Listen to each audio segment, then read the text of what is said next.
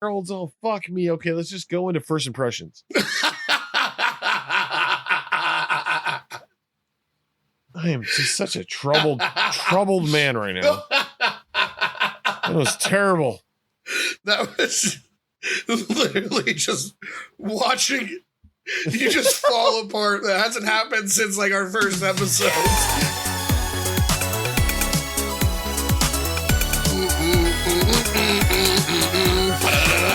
Welcome to Super Garbage Day, a retro video game review show where my co-host and I play a game 20 years or older that you, the listener, chooses. Every episode, we randomly pick a game submitted by the community to play, kindly dissect, and then discuss. Welcome to episode 101. It's been 16 months, but I am your host, B. Ross, also known as Charlie Coleslaw. And with me today is my co-host, Count Mr. Miller. Count Mr. Miller. So usually I have a segment here, and I don't really feel like doing one other than just like maybe like a talking crash-esque thing. But I got to tell you about my day. It's been really weird. It's been a weird week. It's been a weird couple of weeks, to be honest with you. There's a lot I can't go into for respect of my everything. But I do want to say, though, as of today, here's the thing. So, I was a garbage man, and then for a while I was an executive assistant, and apparently I have a lot of jobs, which doesn't seem very stable, but I'm back to being a bartender, and I love being a bartender. I actually own that completely. I love that. And I work at like a bar that has lottery, and this is new to me. I never really worked at a bar that has like lottery. And if you're not aware of what that means, in Oregon, we have video lottery machines that are, you didn't miss much, my friend. Which bring a whole different level of a lot of different things. Primarily it's adding another vice to a vice ultimately. And so it's all new to me. I never worked at a lottery bar, and it's been great though. Like, I'm going to be completely honest with you. I make twice as much money as I used to. It's kind of phenomenal and insane.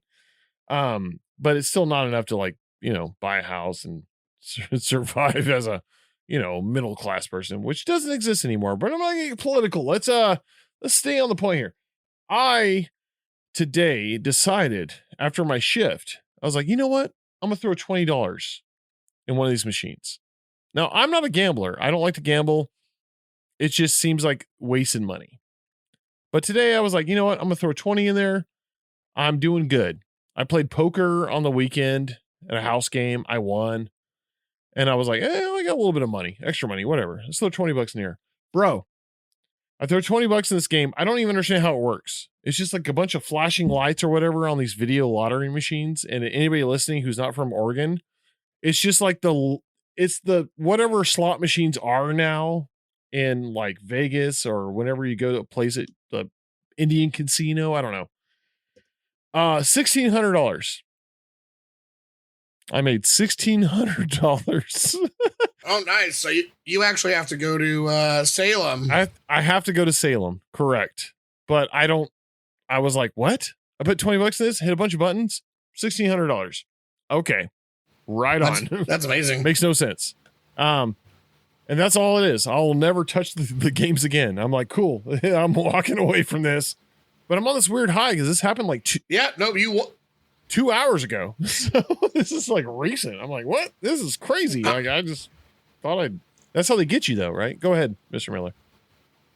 No, you beat the system, dude, because I worked at the bars that had lotto my entire time. Yeah. And you just watch people just piss money away chasing that dragon. Bro. I mean, I worked here for a couple of months. I love my job. I will tell you are not wrong. Like, watching people literally come in and go back and forth from the ATM machine and know that they shouldn't be doing that. Oh yeah. Like, no, I would watch people hit big. They'd win like $800 and then just put it all right back in. I saw that too. And I'm like, dude, you were up. You were actually up at this point, maybe by only like $100, because I've seen you put more than $500 in that machine. But it's like, dude, that would have just cleared your debt with this bar. You could have gone home, I know. paid your rent, had a sandwich. But that's not the mentality of the average like video lottery player though, because they're always chasing that high. That's what I realized from like watching it as a bartender. I'm like, this is a drug for them. And they're like, it doesn't even matter win or lose, they have to do it. And I've watched that literally happen with this really nice lady who comes in and she works for like, she's like actually is not a doctor, but she works with a doctor. I'm not gonna say too much. And she came in and she like hit like $800 and she was like flying high and buying everybody drinks. And then I was like, well, here you go. Here's your money. And she tipped me like $60. It was crazy, you know? And then she walked back to the machine and I thought in my head, I'm like, I'm not going to say shit because part of my job to just like, you know, like be the bartender and whatever. But in my head, I was like, you need to go home right now. And bro, 4 hours later, she's walking out there with zero money. And I was like, oh man, she had that moment though. She had that moment and she could have still had it, but now it's even worse because she lost the money initially and then got up and then sunk it all. Oh, it's rough. Mm-hmm. It's a rough environment to witness, but yeah, I'm not playing that shit ever again. I'm like, yeah, I'm up. It's good. We're good. I don't even understand this game, but yeah, I'll take my 1600 and buy some Master System games. Yeah, there you go. Well, yeah, so that was the big event today. That was bizarre. Also, it made great tips too on top of it. So I was like, oh, this is fantastic. But yeah, those machines don't like really speak to me is the thing. Like I don't quite understand. Like I've always been like when it comes to gambling, yeah. I like skill-based games. We had an old roommate that was like early 20s who he was working at a hospital. He was making decent money. And we actually had to take his debit card from him. Oh.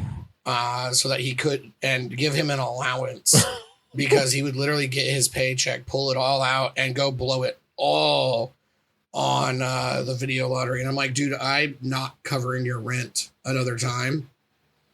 But also, if we don't pay your portion of the rent, we all lose our house. Like, yeah, that's rough, dude. That's really what it is, though. It's engineered to do that, though. Like, I've noticed it with the game. Like, my short time playing these games, I'm like, they're absolutely engineered to hit your like dopamine receptors and be like, oh no, you're doing good. Keep putting money in. Yeah, they trickle feed you. My mom, when they lived in Southern Oregon, they would go to one of the Indian casinos down there. And they would they're just like, okay, well, this is our gambling money. Win or lose, we're just here to just watch flashy lights. And I was like, that's the correct mentality. You're just like, that is the way to do it. I'm just here to blow some time because I'm old and retired. And I'm like, I got an extra $300. Let's just go look at the things and try and get some bonuses.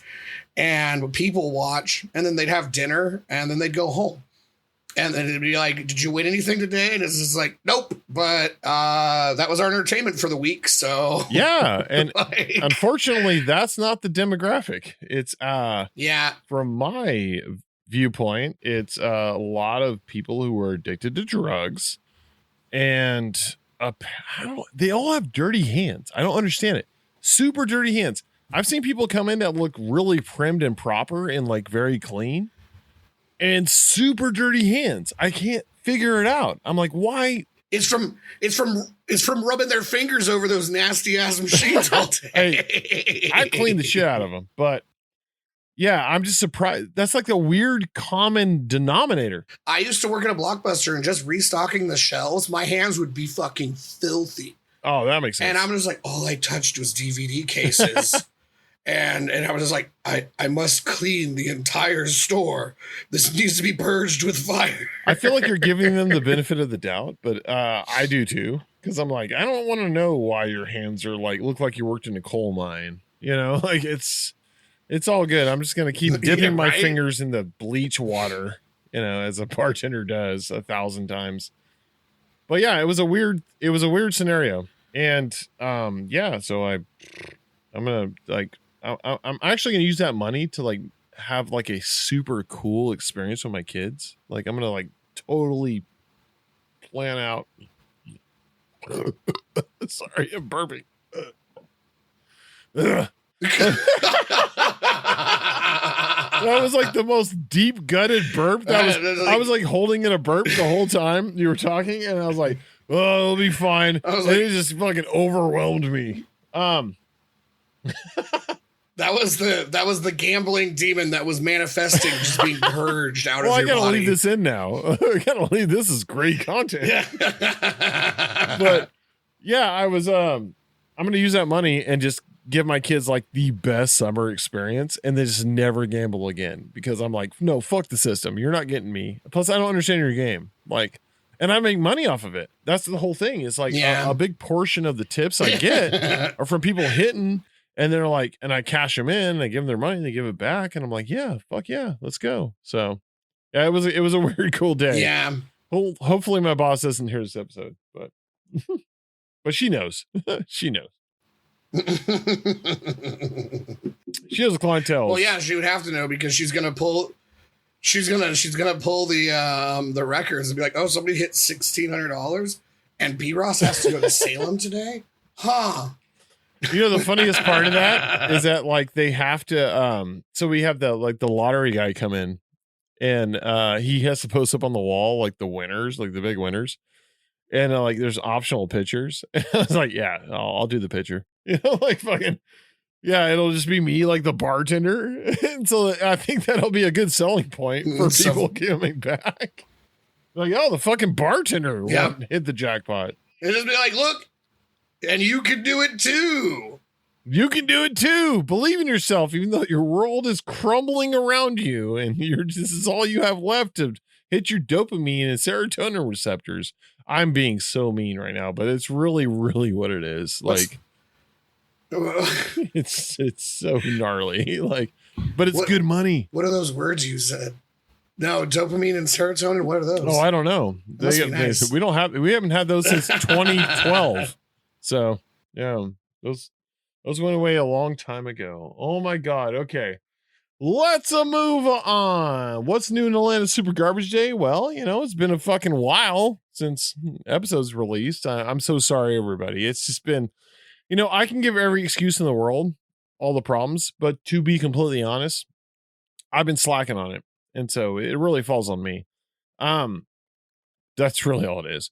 I've been trying. Tisk. I was ready 2 weeks ago for this episode. I know you were, and I apologize. It's just such a, I don't know. I don't want to be a person that gives excuses. I'm just like trying. It's just been a trying time. But I love the show and I love, everything that's going on. Anyways, yeah. So that's what's going on, Mr. Miller. What's going on with you? I am 2 weeks out from being unemployed. Hooray! No. From Leica? That's that. Yeah, well, because the movie's wrapping. That's my end date, and then they're just gonna do final polishing and ship it off to the print shop. You don't get like any royalties on the release, or I'm sure that they fucking definitely, they probably definitely were like, fuck that. I'm sorry, bro. We don't even have the visual effects community doesn't even have a union. You think we're getting royalties? Fuck. I'm sorry, man. But hey, move back, man. I get we can release an episode every day. I get a credit and I get to make an IMDb. All right. I get a credit in the excuse me. The demons are coming out on both of us. I get a credit in the film and I get to make an IMDb page. Hooray. Hey, it's going to be Oscar nominated though. So there's that. It better. It will, dude. Look at that. I think it has to be. Every one of their releases were. So you have that. Yep. And we've lost every single one of them. Yep. Hooray. Well, I hope it wins. Just for... there's always the Globes. There's always the Globes. Always the Razzies. Who knows? Yeah. Well, We never won an Oscar, but we've always won like an Academy, or not an Academy Award, a Golden Globe, Always a bridesmaid, or one of those other. Yeah, never the bride. So well, hopefully this is the one. I fucking hope it is for you, man. So, because that's a huge thing to have on your resume. But you know, if whatever, if you had to move back, it's fine. You know. It would be. I mean, it would be really funny because it's just like I need a roommate. Yeah. Well, you know, we'll see how the things pan out. We'll see how things pan out. Once that fun enjoyment money runs out, then I'll be scraping the bottom. Well, I'm very proud of you, man. You've done so much. Like, it's so cool to see you go from like Full Sail right into Leica, and then like put all that work in, and then you know, like, and you're such a hard worker. It's one thing that like I really looked up to you about is that you're an extremely hard worker. You put all of your soul into anything, even at Pegasus. I'm just like totally doxing us right now, but like I've always highly respected you for like your work ethic, and you deserve it, and it's coming for you. So yeah, I don't know where I'm going with that. I'm riding the high of winning a fucking video lottery jackpot. Well, I appreciate it. Let's talk some video games. Yeah, let's go. Let's move the fuck on. All right, let's talk about the retro question of the week.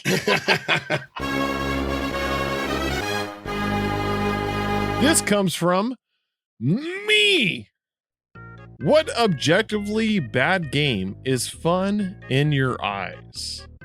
And Jojo Vergejo says, the bad games I know for fun would probably be the game called One for the original PlayStation, where you play a guy who loses his arm, is quick with an arm cannon and all. I'm trying my best with this, but I think I know what I'm talking about. I thought that was actually based off initially, like Bruce Willis was in that. No, that's not the same game, but you know what I'm talking about here?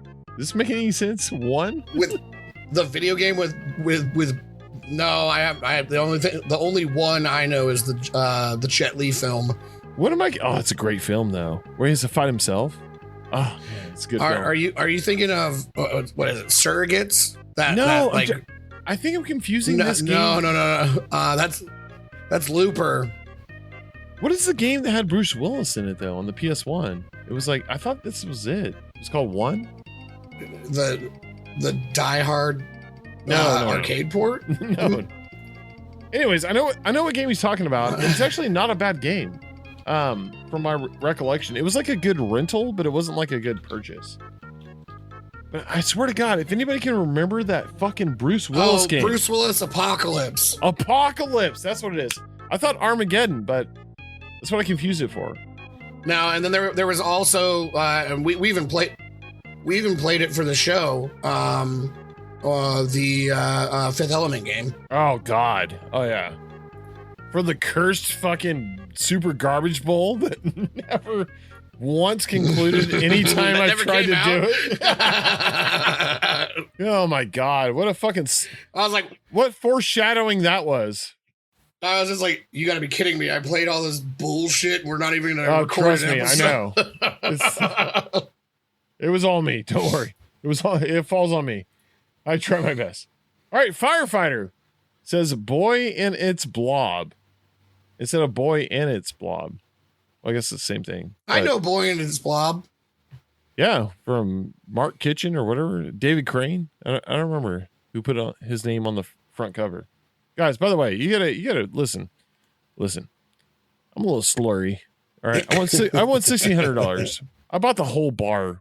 Tequila shots. Yeah, it's no longer a children's podcast. No, we're good now. No Yoshis. Anyways, that game actually is charming and I like it. And I remember as a kid, I didn't understand it, but I was like, it's kind of cool. You just fucking feed jelly beans to your thing and it fucking becomes a rocket. But I don't think it's a bad game. What do you think? I don't really have that much experience with it. I just know of it. I was like, oh yeah, that game. It's good. I mean, ish, but like it's well made. Like aesthetically, it's pleasing, and I think like its mechanics were. It was not really. It was super new for its time. like go through your jelly beans and throw it to your blob, and it like does it. It's got a 9 out of 10. Yeah, 9 out of 10. It's got a 9 out of 10 on the Steam reviews, so it can't be awful. No, it's actually not a bad game. I mean, it's different. I think it was ahead of its time. Like people were not ready for that kind of shit. But all right, I got to move on. All right, Mass Keaton says, The Legend of Zelda 2, The Adventures of Link. Love the fighting mechanics, XP, and music. Well, whew. All right. Well, I'm a known hater of this game. I've tried.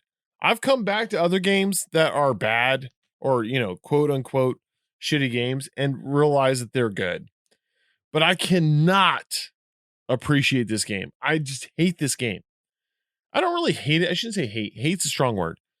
But it's just too, I don't know. It's weird. It gives me weird vibes. It has when I was a kid. When I was a kid, I didn't like the sounds, the way it was, the music, any bit of it. I just don't like Zelda 2. I never have.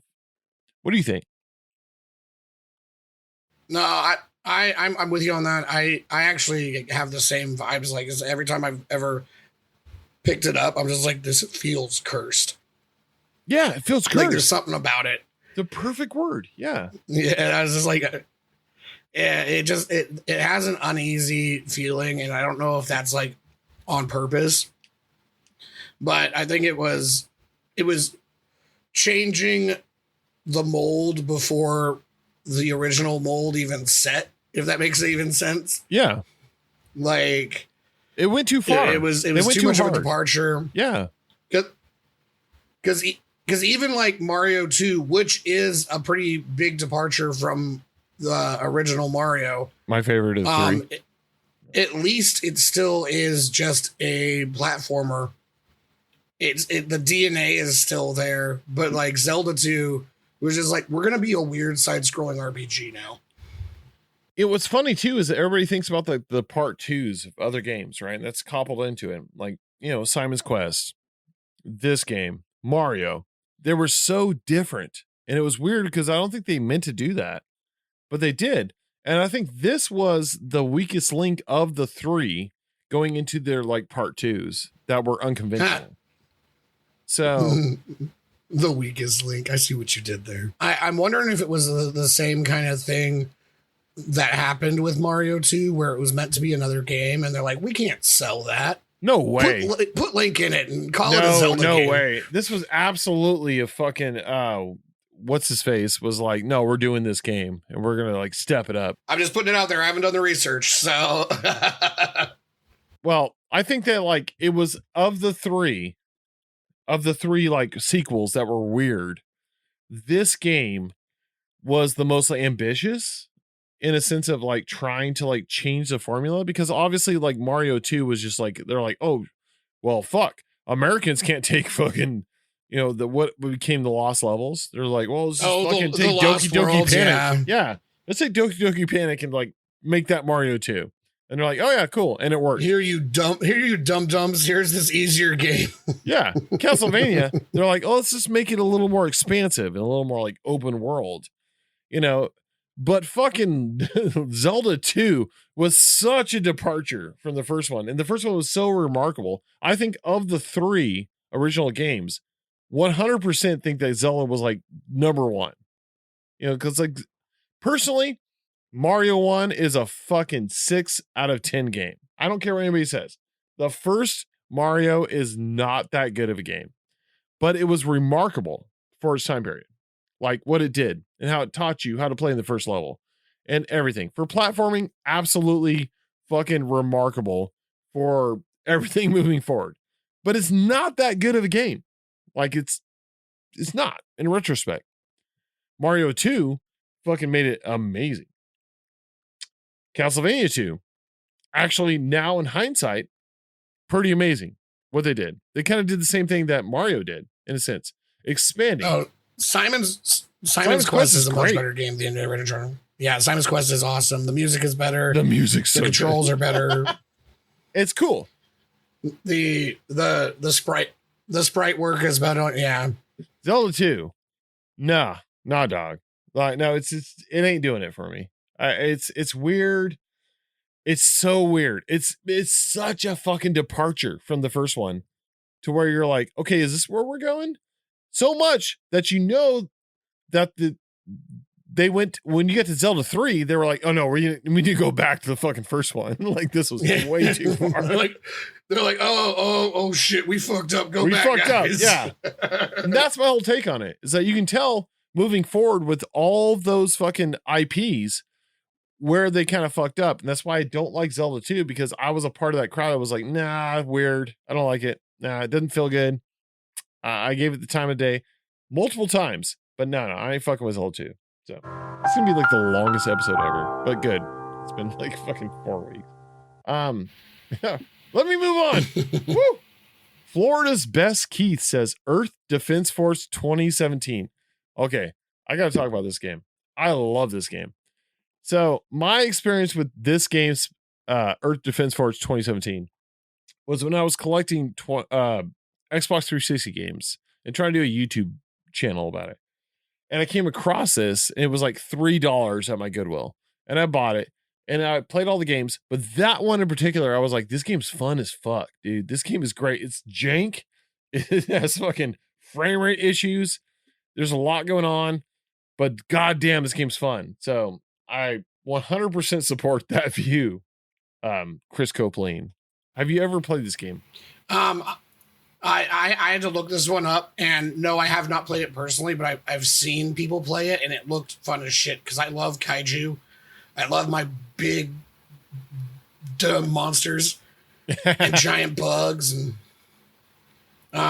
so yeah, this looks tight. You have to play it. Like I this is one of the few fucking 360 games I own because I love it so much. It's giving me like I know you're not like climbing on them and stuff, but the scale at least is giving me Shadow of the Colossus. Oh, for sure. Mixed with Lost Planet. Did you ever play that one? Oh yeah, Lost Planet on 360. Yeah, it definitely has those vibes. But it came from like a line of different like EDFs. So like it's like the perfect. That game is so underrated. That's an underrated game. I would never consider that a bad game, because it's so fucking fun. You should play that. It's a good game. All right. Yeah, if I can get my hands on it, I'll let you borrow it. I got fucking 6 Xbox 360s because I thought they were the next thing to pop. I don't think I have a 360 anymore. I will send you one, bro. When they were about to shut down the Xbox 360 marketplace, I was like, bro, I'm gonna go to my fucking Goodwill, because they had tons of them, and I bought so many of them for $15. I was there. Oh, you were? Never mind. I was there for it. Yeah. Well, yeah, I'll send you one. It's fine. I'm sitting on a pile of them. That's so funny. But just for that game, it's a good game. That game is fantastic. It's silly too. All right, Leithco says RoboCop NES. Never played it, but I hear it's kind of jank. I hear, like, from what I've seen, people say that, like, you know, the movement is a little rough and stiff, and it's super hard. But I feel like that's like a lot of NES games. Have you played RoboCop on the NES? No, the only of the Robot Guy franchise games that I played on a console was the SNES Terminator 2 game. Oh fuck, dude, I remember that game, bro. The fucking which was hard as motorcycle, shit. The motorcycle fucking driving around like top down view. Oh, dude, that part sucks. Just the first level was hard as shit as a kid, because it's like the mechanics don't make any sense. Yeah, and you move like garbage.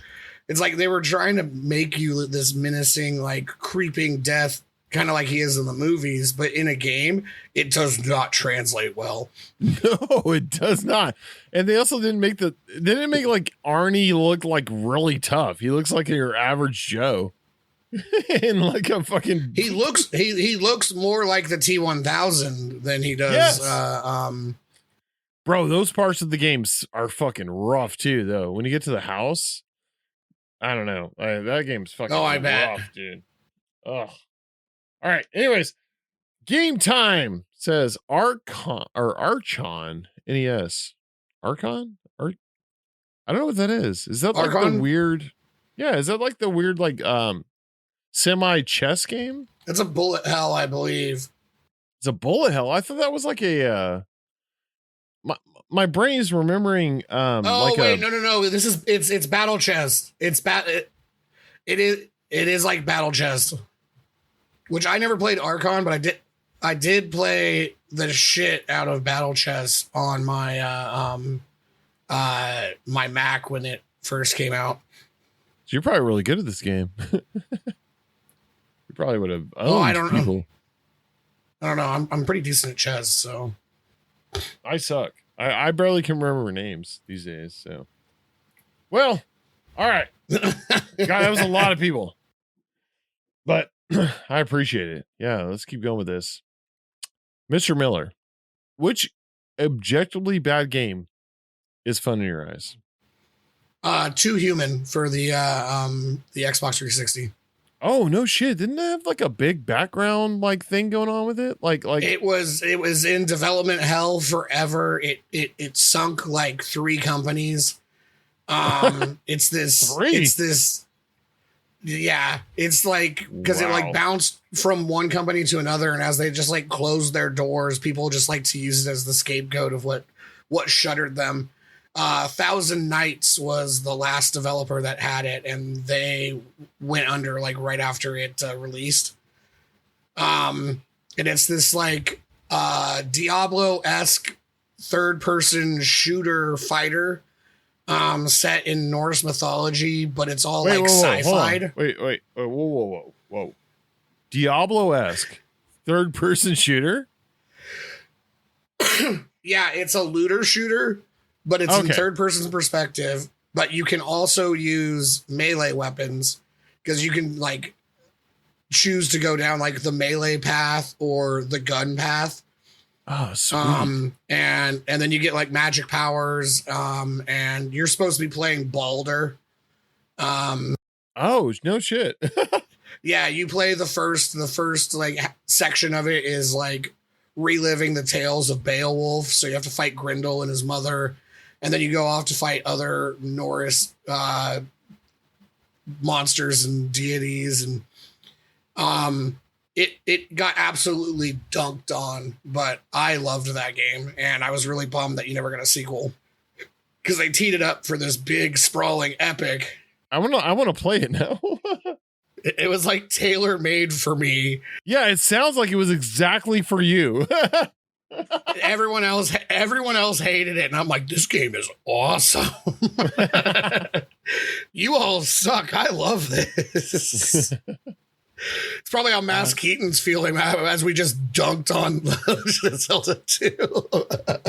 I mean, listen, there's like a weird, I don't know. The Zelda 2 is definitely like a very debated conversation, right? Like I don't hate the game. I appreciate it, but like, it's not for me. It's so not for me. I reject it like physically and mentally. Like, I just don't like it, but it's not a bad game. And I only know one other physical person that has actually played Too Human.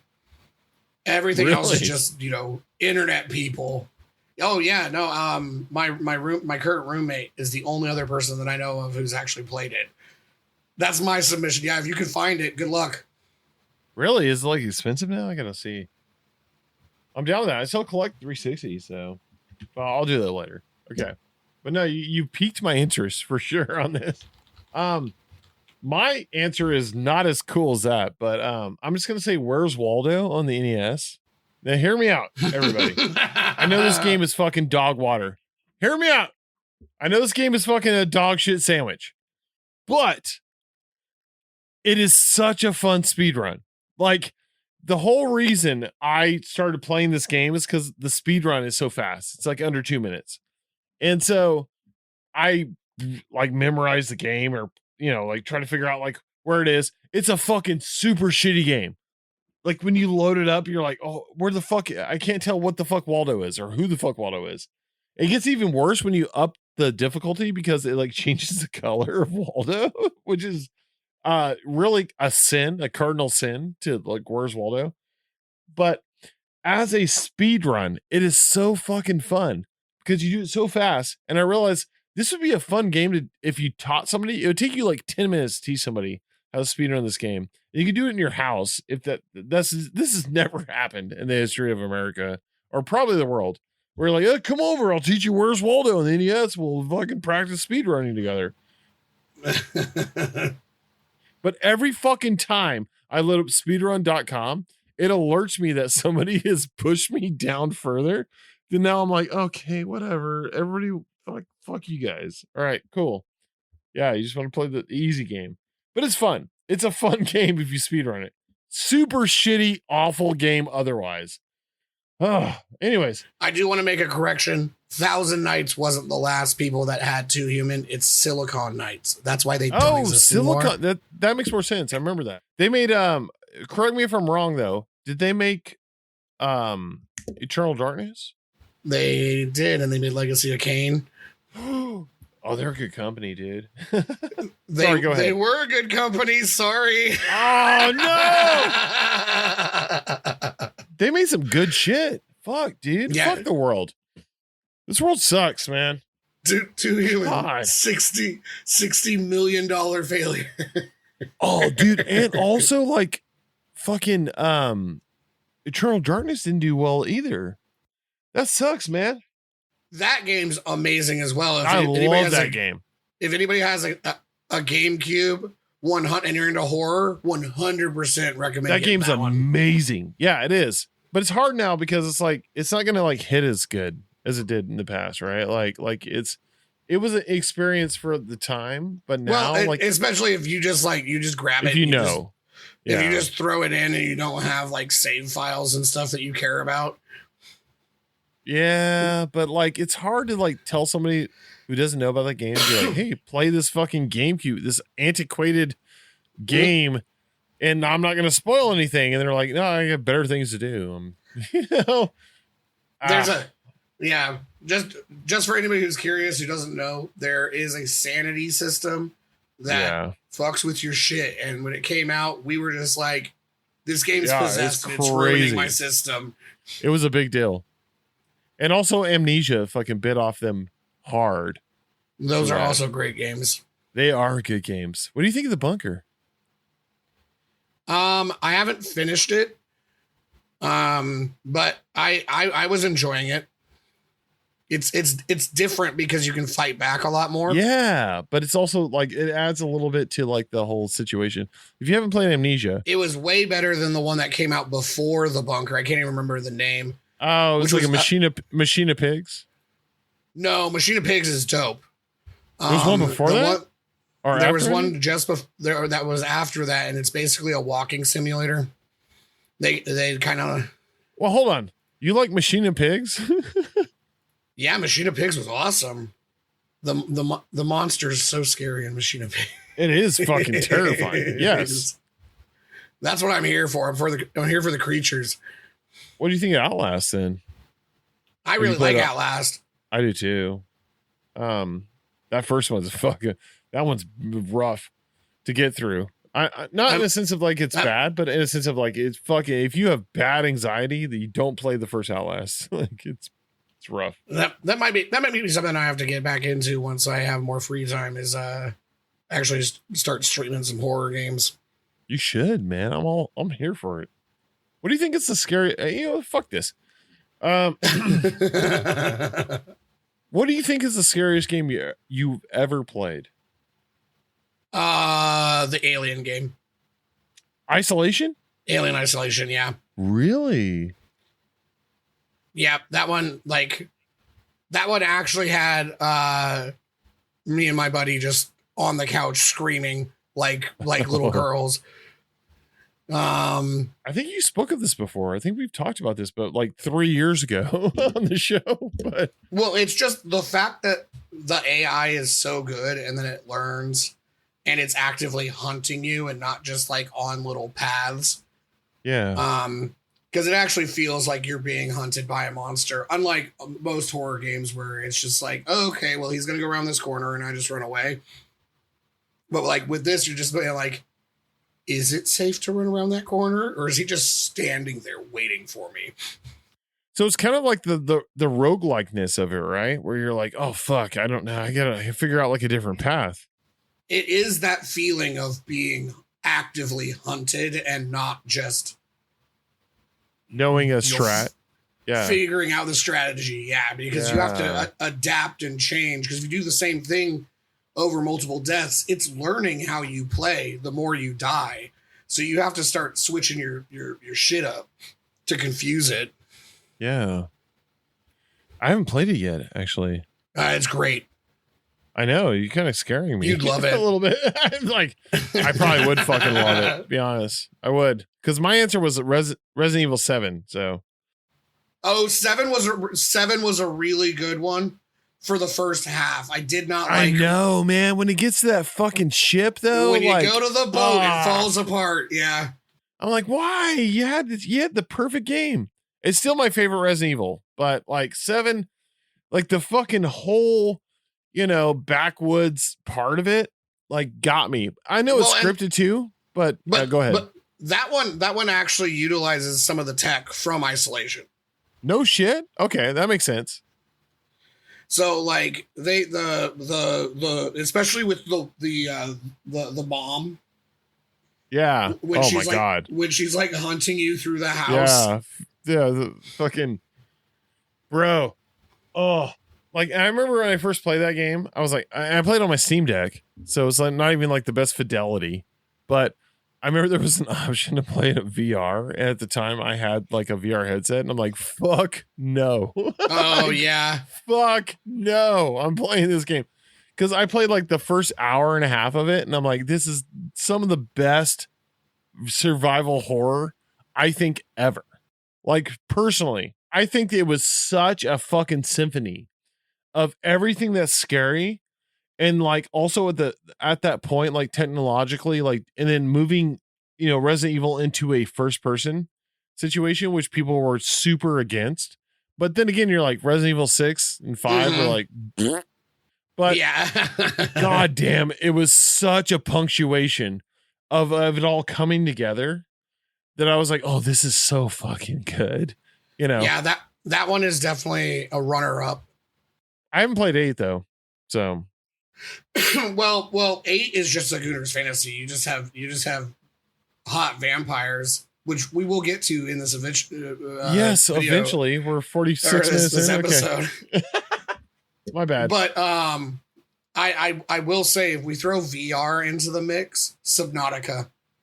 Oh fuck that, dude! No, that actually wins. I mean, that wins, dude. Yeah, Subnautica, bro. It's not even a horror game. Subnautica in VR is the most visceral horror experience I've ever. Dude, it's a visceral horror experience without VR. It's not even a horror game. It's just so like unsettling, and the depths and the noises, and the fucking crazy creatures are coming. It's like the way your brain thinks when you're fucking scared in your room or whatever, like when you have like a night terror. Yeah. And then you're like, oh no, it's not real. But in that game, it's fucking real. You're like, oh shit. It's and in VR, as soon as you transition into the Twilight Zone, I'm just like, nope, I'm out. So you played that on VR? I didn't play the whole thing. I just loaded up an old save file. And number 1, I would not play that fucking game in VR. Number 2 is as Resident Evil 7, but no, and 3 would probably be Outlast if that exists. But number 1, no fucking way I'd play fucking Subnautica in VR. No way. Yeah, bro. I had my brand new nice headphones and my VR, and I'm like, let's do this. And I'm like, oh no, I spawned way too Let's deep. Not do this. And then the first time you just hear something, you just hear something roar off in the distance. I'm just like, and I'm done. And it's bad too, because when you experience it, you're like, oh yeah, this thing is fucking terrifying and awful. This is exactly what my nightmares told me it was going to be. Dude, that game is so good. Yeah. Like, honestly, that's one of the best games ever made, in my opinion. It's such a bummer they dropped the ball with the second one. Bro, I heard like that's kind of turning up like a leaf right now because there's like a court thing that happened. And then the person that was like effing that up is not getting the power. So they're going back to making the second one. But honestly, Subnautica is one of probably the most underrated game I think of all time because it came out of nowhere and it was so fucking good. It was like a collection of everything at the time. It was like the perfect Minecraft game, the perfect Alien Isolation game, the perfect fucking I don't know, just fuck around game. It was like such a great, but it's also really scary, super fucking scary, and it's not a horror game.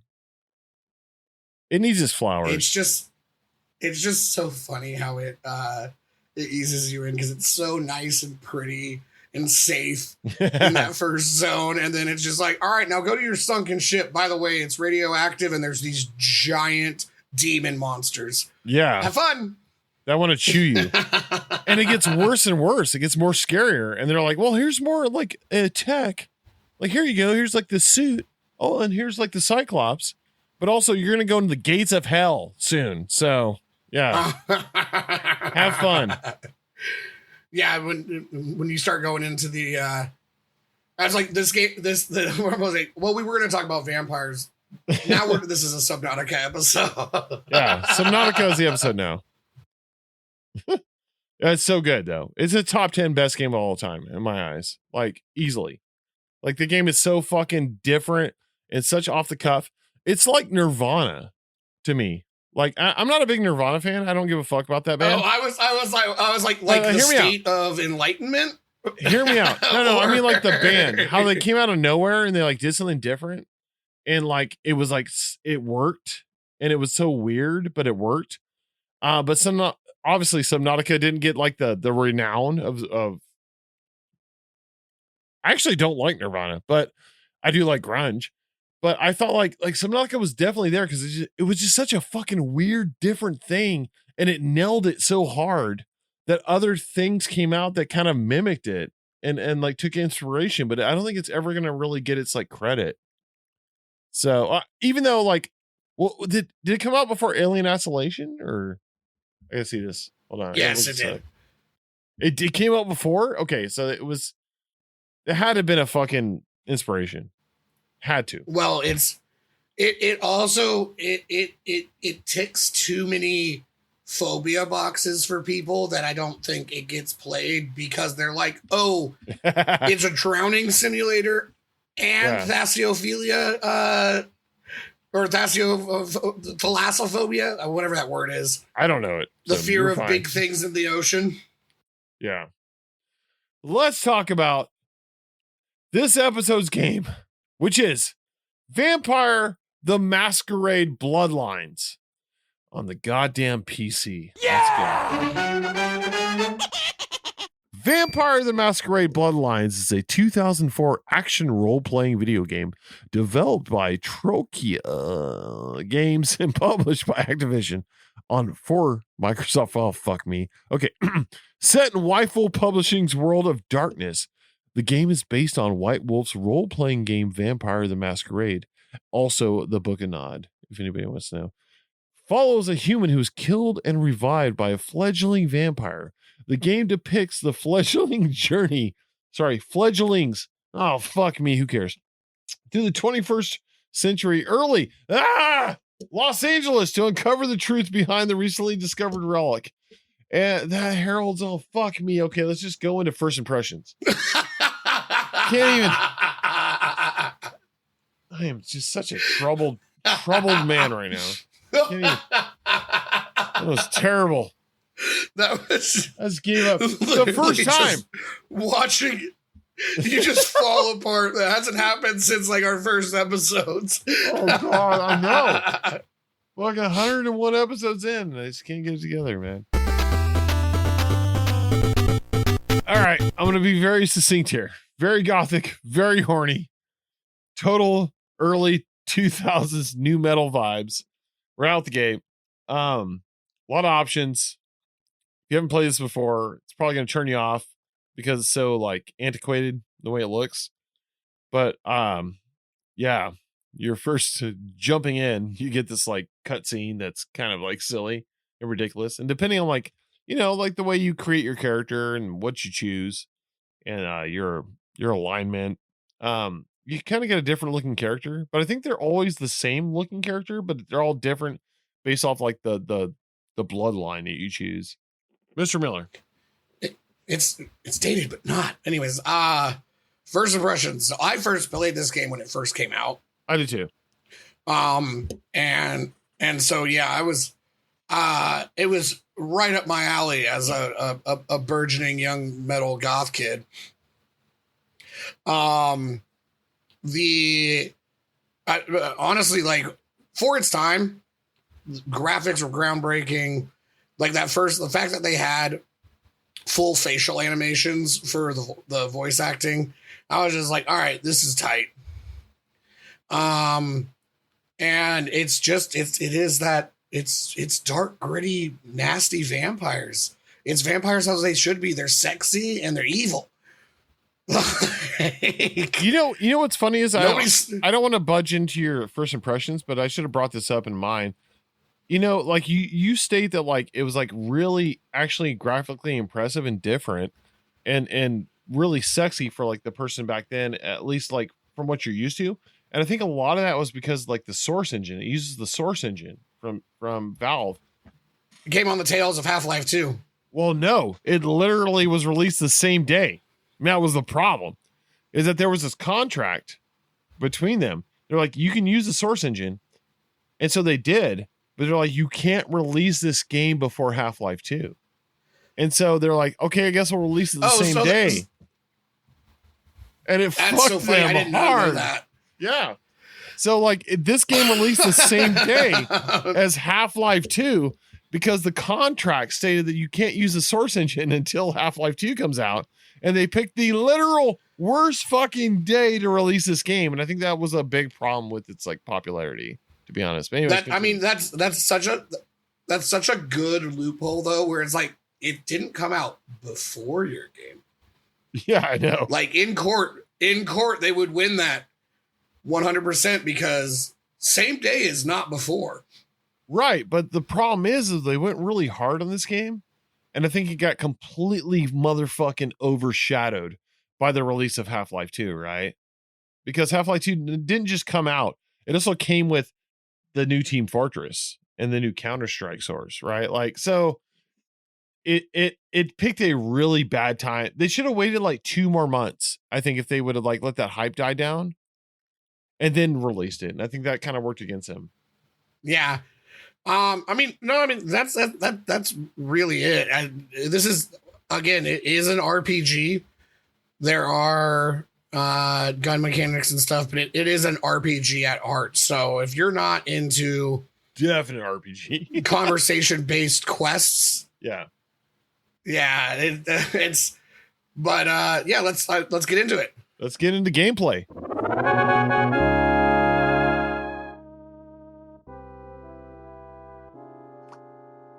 All right, so this is, as Mr. Miller stated, very much an RPG.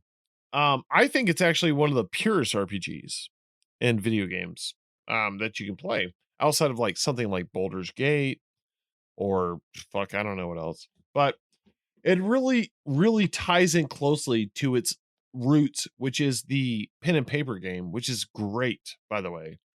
That's the only pen and paper game I actually like. I never was really into like D&D. Vampire the Masquerade is fucking really fun. You gotta get the Book of Nod, whatever. Long time ago. This is like super memories from fucking 20 years ago. But ultimately, this game is linked to more of the pen and paper, which is interesting because you didn't really see this happening in gameplay up until this point. It was kind of like touched on a little bit, but it didn't go as hard, I think, as it did in this game.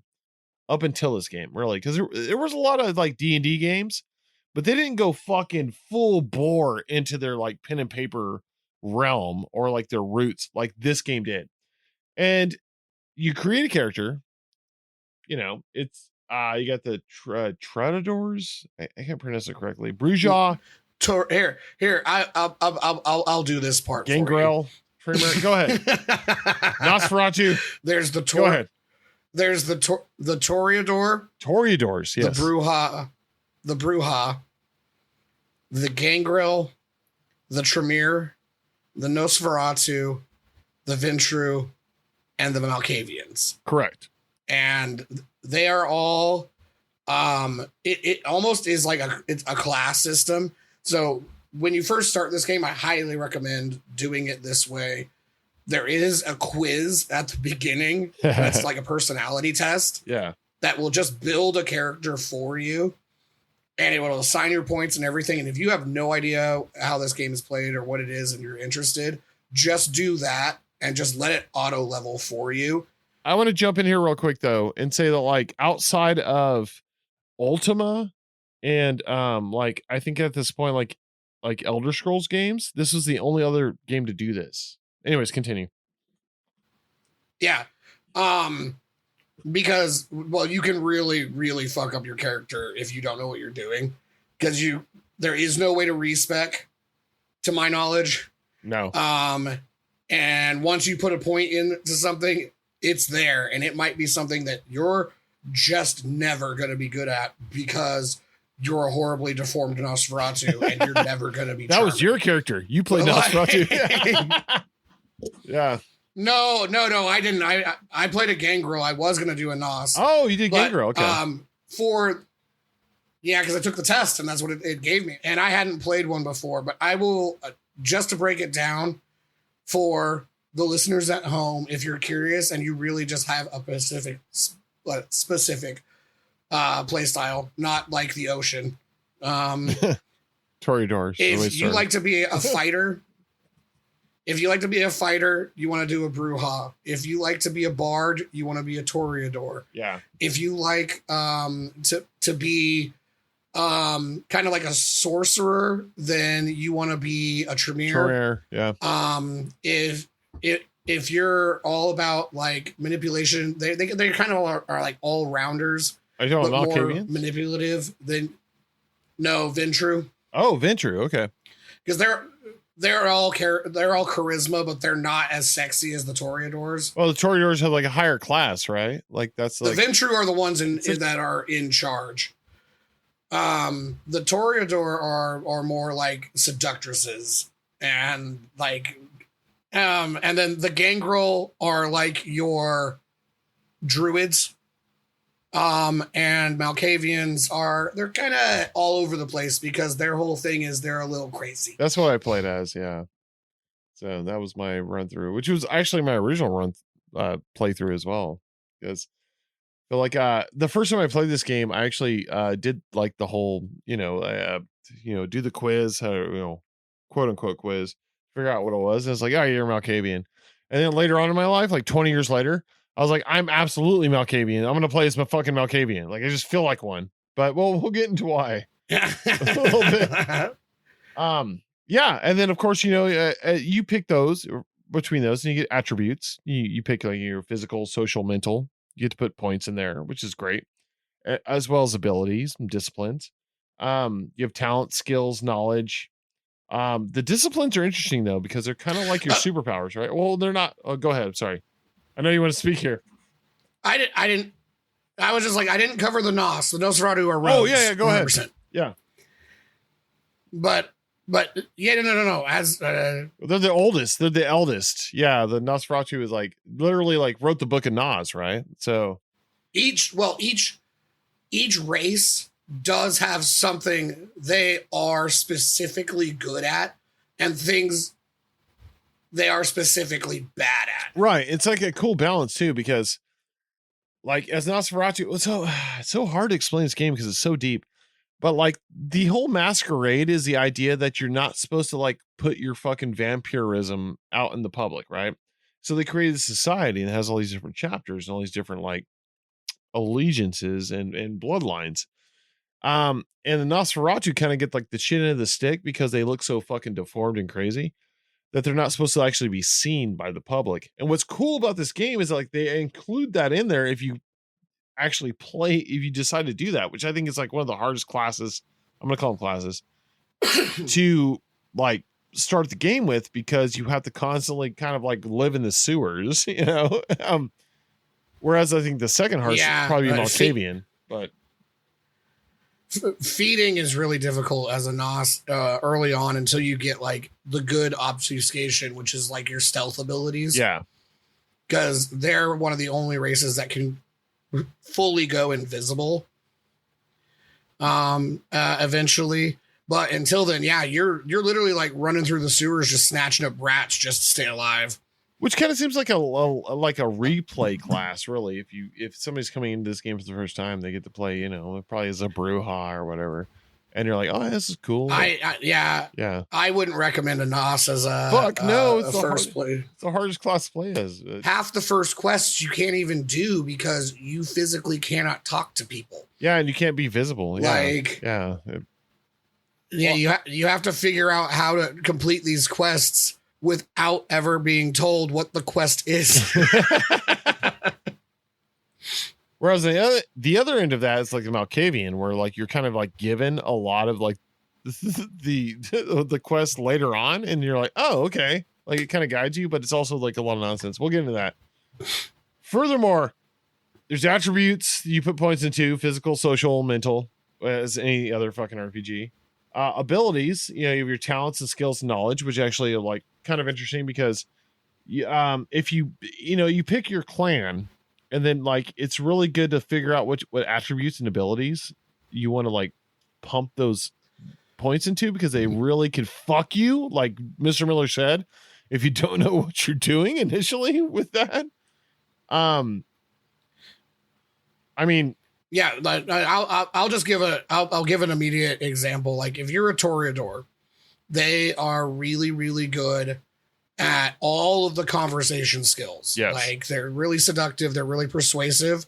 But if you're just like, I'm going to be a tank Toreador, no, fuck you are not. No matter how many points you put into defense, you are still just physically weaker than even just a baby Ventru. You gotta do fucking firearms if you're doing that route, like, or just pretty much pump it into fucking aspects. They really, really lean into their min-maxing in this. Yeah.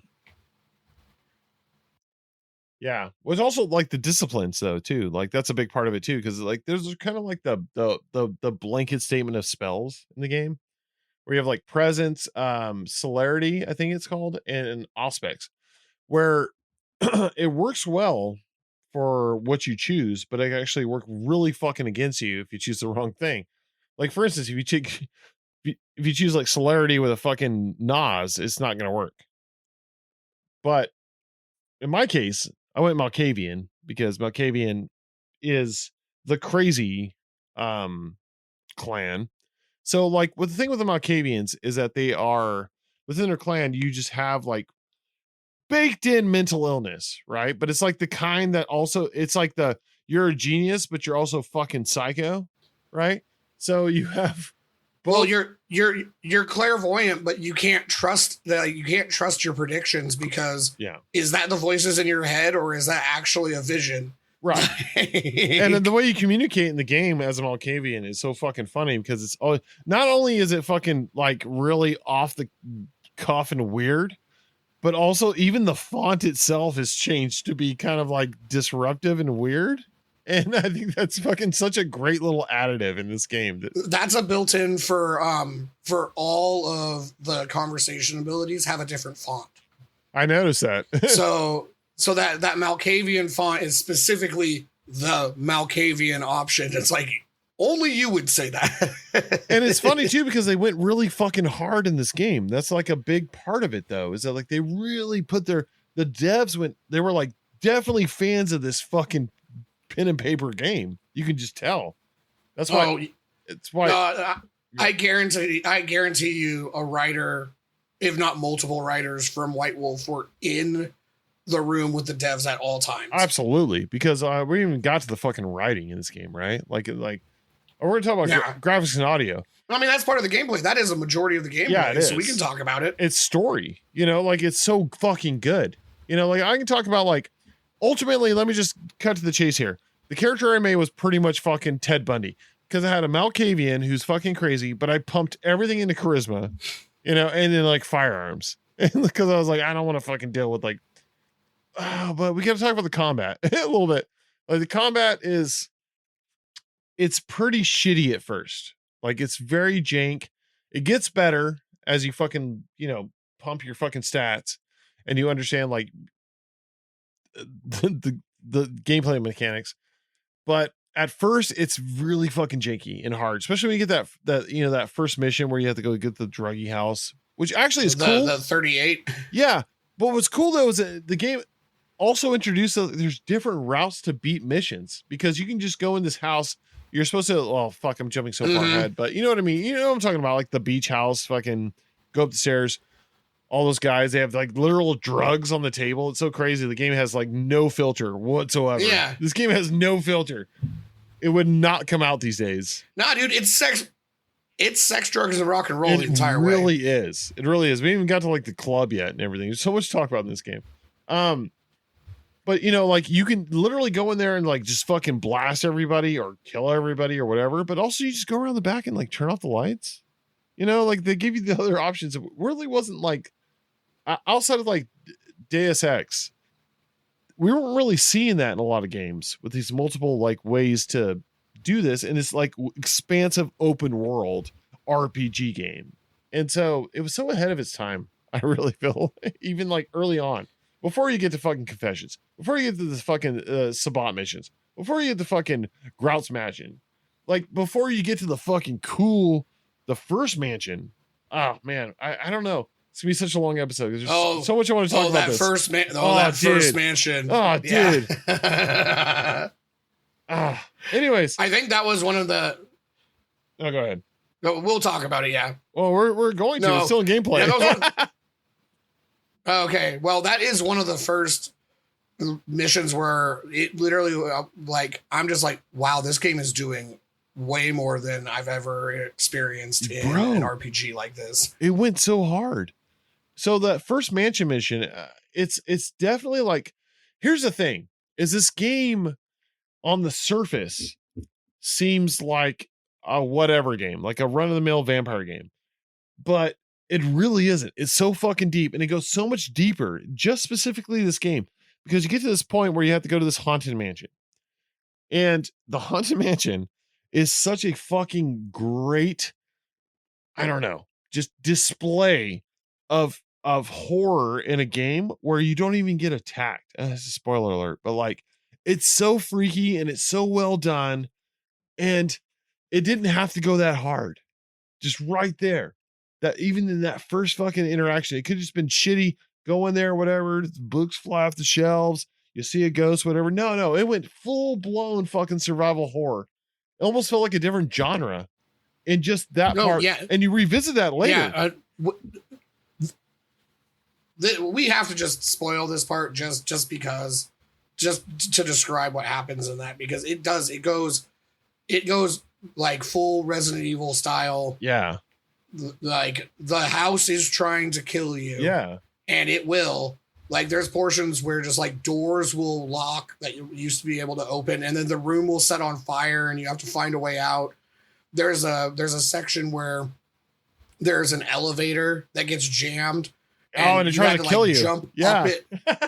Yeah, you have to try and like jump up it, and it will slam down and kill you. But before you could just do it, and it's just like, oh, okay, I've done this before. And then all of a sudden you hear the thing break above you and you're panicking. And it's a one-hit kill. It's like, you just got to do it. You can get killed by the stuff being thrown off the walls if you're not careful. There's a ghost that attacks you with knives in a kitchen. Yeah. It's really kind of like it's a literal haunted house. You know what I mean? Like when you go to one in real life. Like, that's what it feels like. Like everything in it was engineered to kind of fuck with you, but you didn't really feel like fully in danger. Well, the best part about it is, like a real haunted house, if you ever experienced a real poltergeist or something, you can't fight it. Even as a vampire, you can't fight ghosts. So, you have this thing coming at you, and you just have to like juke it until it's done being maniacal. And continue on. It's a really very well done section of this. It is, and they kind of revisit it later though with Grout's Mansion. You know, like, which is not quite the same. There's all sorts of weird supernatural bullshit in this game. Yeah, yeah, but it's cool. Well, yeah, because you have to navigate that that hallway that changes unless you know the right pattern. Right. Which I saw later in the game Control, which I was like, oh, I was trying to replaying this game. I'm like, I'm seeing a lot of influence in like, you know, contemporary games. That I was like, oh shit, yeah, these people played. People who made this played Vampire the Masquerade Bloodlines for sure. Like, it's kind of cool. Like, it was setting a lot of standards that it didn't realize it was setting. But definitely in like that one. Also, like, there's like an email system, right? That's not really an email system, but like it's like incorporated into it to like add to the storyline, which is funny because it adds massively to the storyline later. At least as a Malkavian, because you're like, oh, okay, well, is this telling me the real thing or not? And it's so funny because it's that fucking like green. Oh, it's old school. You feel like Hacker Man because you actually have to physically type everything in exactly as it is.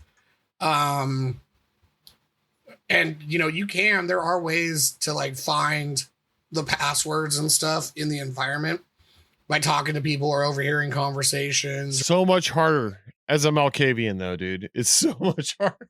Like, oh, I bet. But you know, you can also just invest in a hacking skill and it'll just be like boop, boop, boop, did it for you. Which I didn't.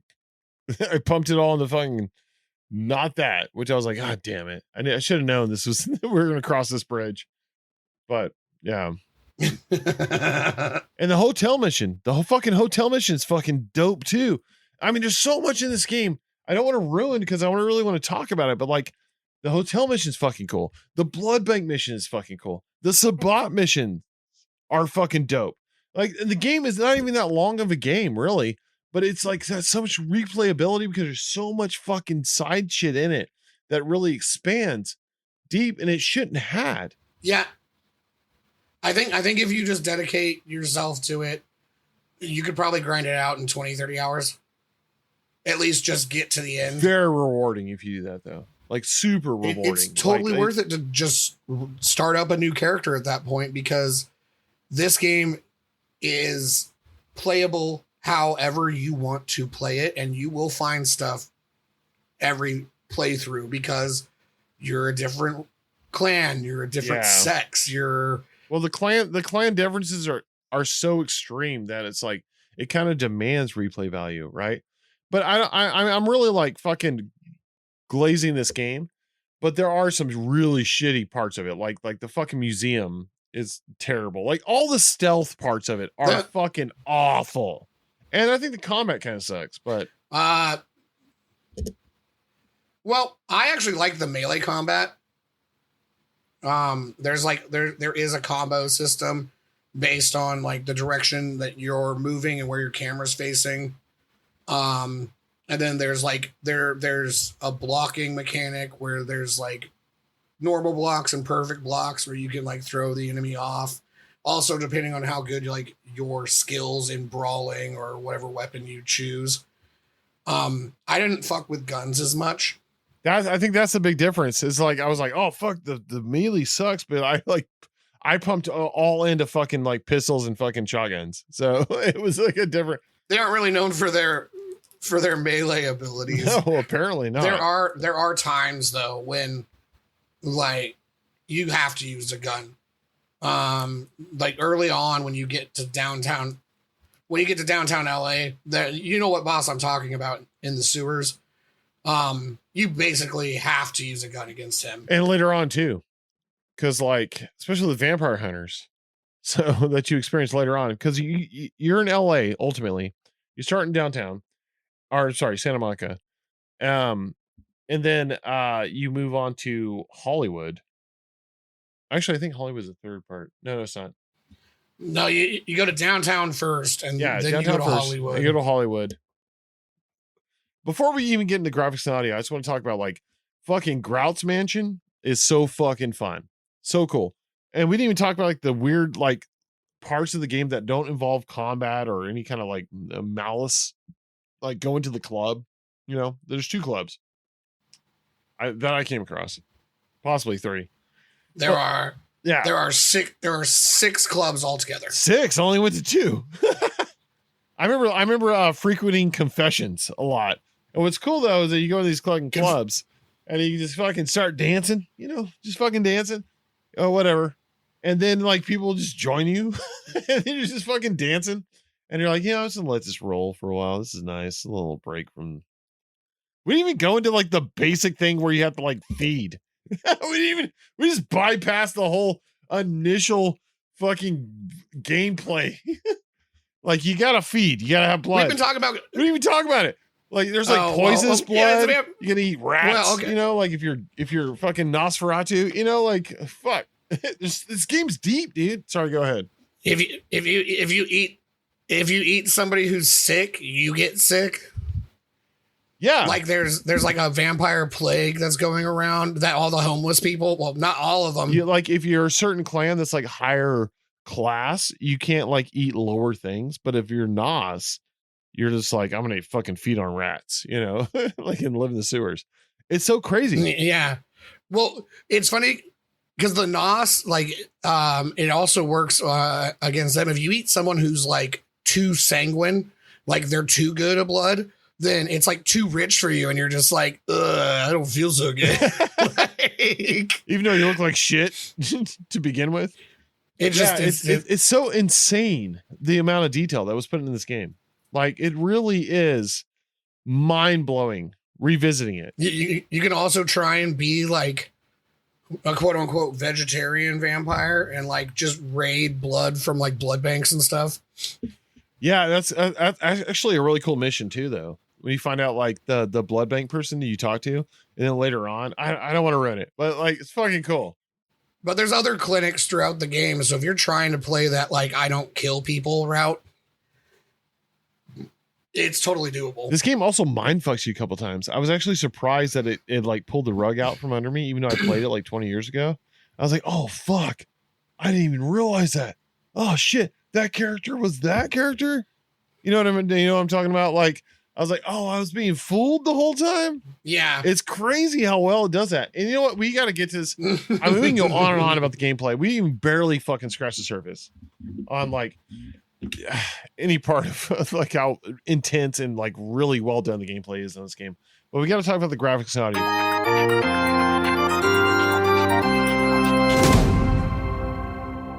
All right, Mr. Miller, what do you think of the voice acting and writing of this game? It stands up to modern. I mean, I would say Bethesda take notes. Like they killed it with this game. Absolutely agree. Absolutely, dude. It is fucking unbelievably good. Everyone has a unique voice. You don't you rarely hear the same person except for like random NPCs. Like a lot of the homeless people sound the same unless they're like a named person, as they do in real life. That's actually, you're not wrong. Hey man, I'm like one fucking step away from that, but yeah. Shout out to the homeless listeners. Yeah. Go ahead. But like they have they have great, especially for the time, face sync up, I guess is the word I'm looking for. Like they actually look like they're saying the words they're saying. It's just not a jaw just kind of jammering at you. I'm so impressed by like how every character literally is a character. Like they really go hard. Yeah. Like even to the point where like the characters can change their personalities and you realize they are actually fucking with you.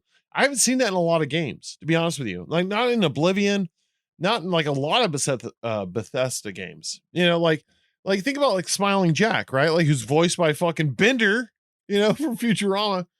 Or think about like, you know, Jeanette and her sister. The poster girls. Yeah. Who, spoiler alert, you find out are the same person. They just have fucking split personalities. Like, I forgot about that. And I was like, oh shit. Oh. Or the guy, I can't remember the character he was, but he was like really happy-go-lucky and goofy, and it was like, "Hey man," and then you realize later in the game that he was acting that way towards you to fucking like manipulate you. There has not been a lot of games I played, RPGs, that actually literally manipulated me, but this game did, and it would for people who play it for the first time because the characters are so well written and they're so individual and they're so well voiced.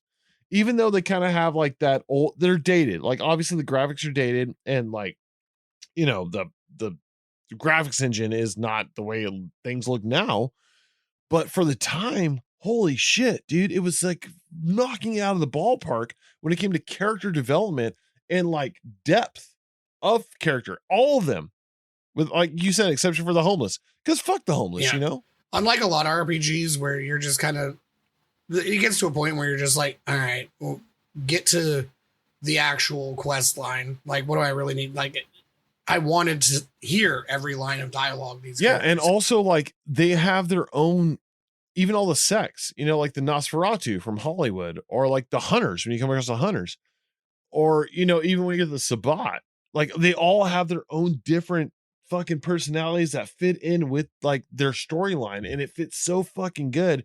You're like, bro, why did you release this game on the same day Half-Life 2 came out? Fuck, man. This could have been. And by the way, this game got a sequel before fucking Half-Life 2, which is fucking remarkable. Yeah, we don't want to. And the sequel apparently sucks, but we don't want to talk about that sequel. And even at the time, like the graphics, I talked to her earlier, you know, there's 3 different locations, but it's ultimately like a giant open world map. They look so different. And like they're really expansive, and they really have a lot of life going on in them. I understand like it's older school and antiquated, the way like the NPCs work and operate, and like how you talk to them and shit. But it really feels alive. Like the game definitely like sends home the atmosphere. It does it so well that, and it really does it with like the character building. And any person you talk to, you just feel like you're actually talking to a person in the game. It's not just like blah blah blah blah blah blah. Move away, and then also you can like suck their neck and like lure them away, or like, you know, whatever you want to do. You really feel well lived in this world because it's so well fucking orchestrated visually. I mean, the audio obviously is. I'm harping heavily on like the voice acting. I mean, there's not much to say about like the music, sound effects, or whatever. But really, this game fucking pushes hard on that fucking voice work, and it just they did a good job there, man. Like it's unbelievable how fucking good the voice acting is in this game, and the characters and the development.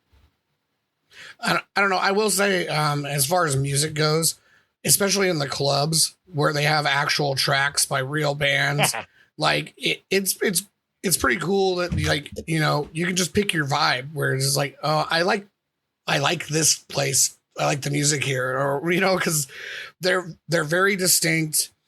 Same thing with like in the graphics department, it gets to a point where you can on site, you know what kind of vampire you're dealing with because they dress a certain way. They look a certain way.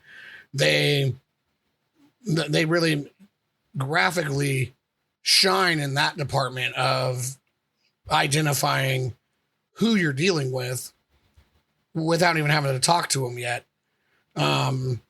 Once you start, you know, getting deeper into the game, because there's a few where they'll throw you some screwballs, but generally it's just like, oh, okay, this guy is definitely I'm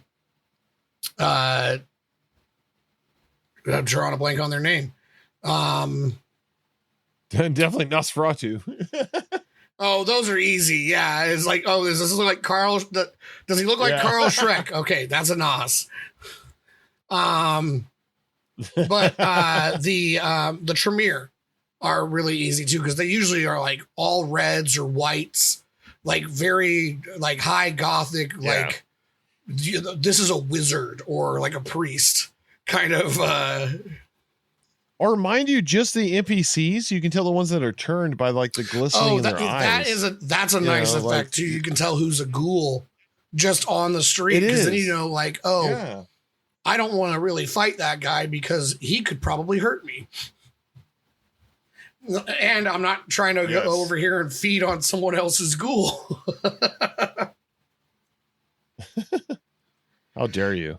Yeah, but no, it does such a great job of like fucking building this world, and it's so visually well done. And then with who the fucking casting director was for the voice work here, but like I hope they went on to do fucking great things, because I assume they would. Because I mean they had fucking Bender Yeah. in it.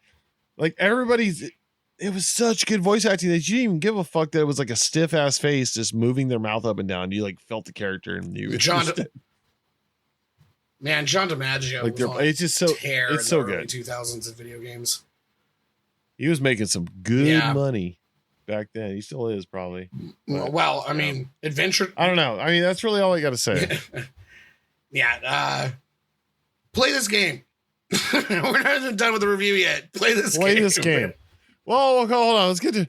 Well, before we get to our obviously like opinion of the game, let's at least go into the verdict section of the podcast. All right. Well, before I let Mr. Miller take the reins here, I will give my verdict on Vampire the Masquerade Bloodlines on the PC. I always say if a game from the past was released today as a quote unquote throwback style, would it be beloved, right? Would it be appreciated? In this case, absolutely yes. Vampire the Masquerade Bloodlines has like an impressive amount of depth and depth. It has an impressive amount of depth too. Yeah. Yeah. And style. It kind of reminds me of Prince a little bit. I don't know why, but even if it's corny and outdated in some cases, like the game is dated. Like we can't. There's a lot in it that's a little corny and shitty and dumb, but like it really is like overshadowed by like how the story and writing and world building is fucking fantastic, and it promotes multiple playthroughs because you get to like experience like the different fucking clans and like the builds, and oh man, it's so good. And it's really quite a fucking shame that this game received actually kind of not good reviews when it came out, because it had to go up against literally Half-Life 2. So I am so upset that this game never actually received a proper sequel or was like delved into more or was set as a standard as like Daggerfall was. Because could you imagine if this was a Bethesda fucking, like instead of the Elder Scrolls, they also like invested in this like they did Fallout. Can you imagine how fucking good that would have been, except for the last, I guess, fucking 10 years of Bethesda? Yeah. Like, I mean, it's such a fucking missed opportunity of such lore and goodness. This was the fucking like Morrowind. This should have been the Morrowind of Vampire the Masquerade, but it didn't go any further until the shitty fucking sequel was released. And it should have got and this game should 100% get a goddamn remaster like Oblivion. But it'll never happen because the world is unfair and cruel. 89 out of 100. Play this game. It's awesome. Mr. Miller. I 100% agree with you. One of the biggest problems with this world and this setting is it wears its edge on its sleeve. The World of Darkness is meant to be a parody of our current world. It's always about 10 years behind when it's actually set. Everything's a little dirtier, a little grimier, and a lot gothier. But that's also part of the charm of it. It's like, oh, finally everyone wears jeans and leather, and it's tits out and gas masks, and we're just gonna go rage it at the bar. It sounds like the old days of the Black Forest, honestly. It does, tits out and gas masks.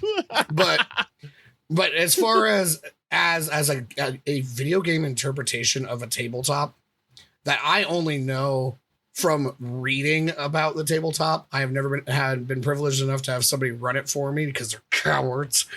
and I'm down. But and it's one of the games that I promised myself I would never run until I get a chance to play as a player.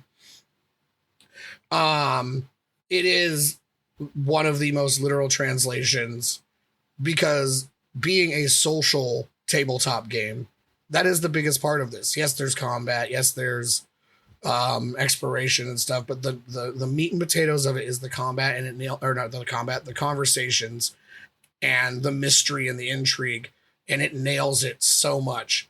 When it was released, it did have a lot of technical flaws, and I think that really held it back.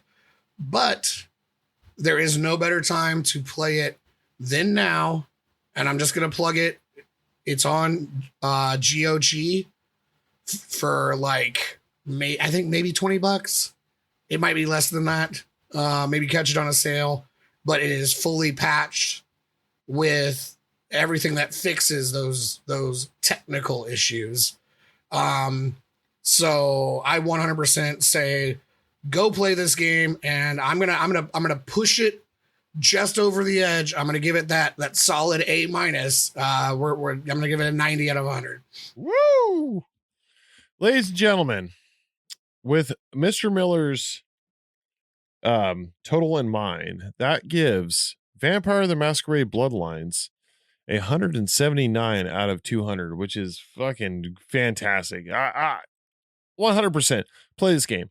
If you give it the time of day, and it doesn't take a lot to give this game the time of day, just get past like the first like in 15 minutes, of like the cringe, you will absolutely love this game. It is so well made.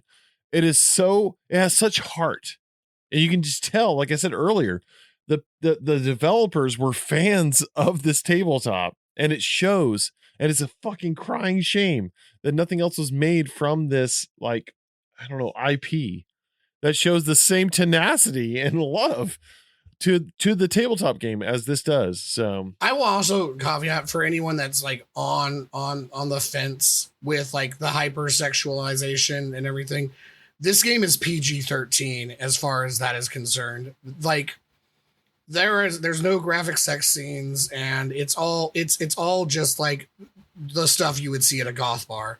Like, yeah, it's just edgy to be edgy. Yeah, but it's nowhere near as gratuitous as like Blood Rain, for example, where where the physics are just all over the place, and it's like it's not in your face with it. It is part of being a vampire.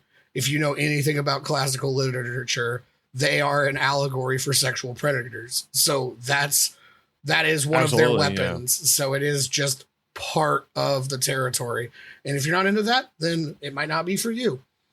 Also, Blood Rain came out after too, which is that checks out. Perhaps heavily inspired. But I just wanted to say that because I know some people might be turned off by that kind of thing and wouldn't give it the time of the day, which might have hurt this game in the first place as well. I don't know. It came out in like 2004, so I don't know. I mean, that was a time when M-rated games were so few and far between.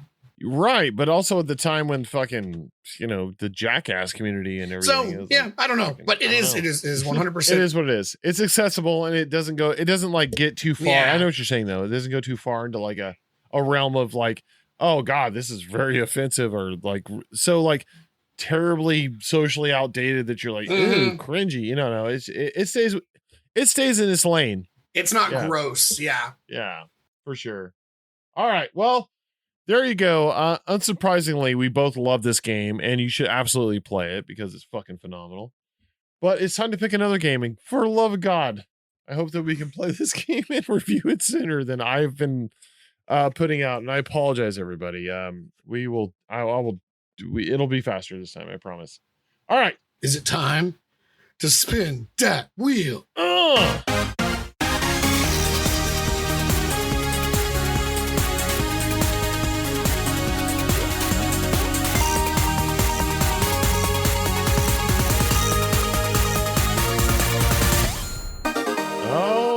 What is this? Okay. You're like, all right.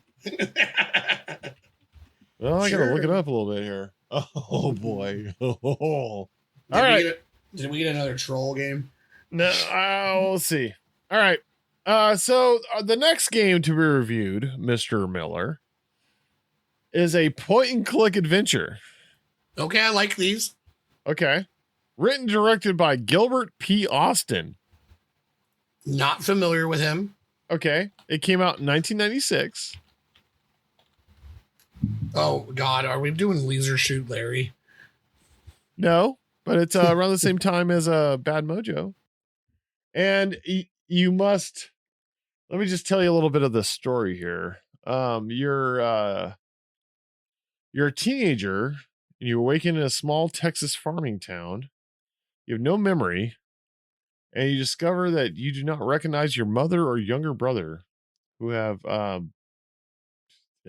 it's Harvester. We're playing Harvester.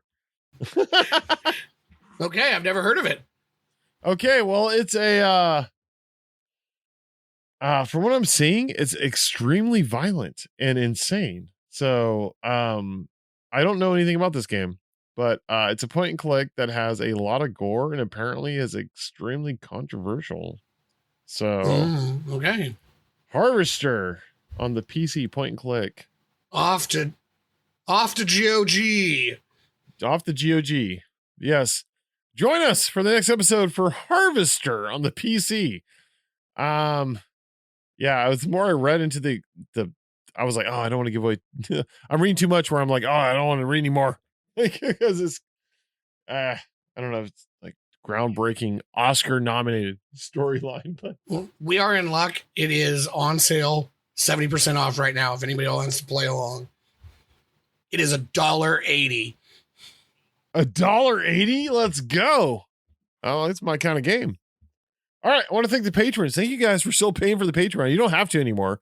I mean, I donate all of it to the Green Hills Humane Society, which actually they sent me like a really cool letter saying that we were they were like, you were one of the only podcasts to donate. And so like give me this little like picture. I'll take a picture of it and put it on the Discord. But yeah, hey, we've helped saved. They sent me like statistics, like we saved like a certain amount of cats and dogs and stuff. I guess, you know, it's cool.